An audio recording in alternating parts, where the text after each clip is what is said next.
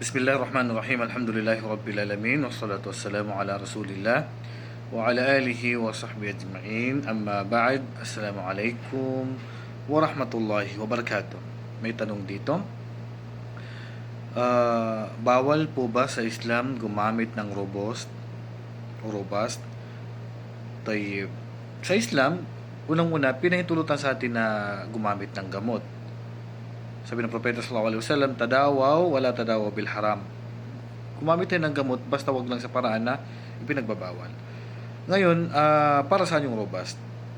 Ito ay, ang alam ko, ito ay pagpapatigas, tumutulong sa pakikipagtalik sa asawa, lalo na sa mga hindi na tinatayuan. Kung may problema dahil mahina na, kailangan ng suporta ng gamot, so walang problema.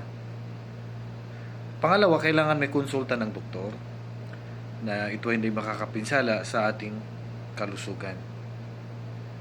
At inuulit ko, kung ang layunin dito ay para sa pagsasama ng mag-asawa, para may bigay yung karapatan ng misis, dahil mahina na yung sandata, so walang problema na gumamit nito at hindi makakapinsala, lalong-lalo na sa ating kalusugan. Wallahu a'lam. Assalamualaikum warahmatullahi wabarakatuh.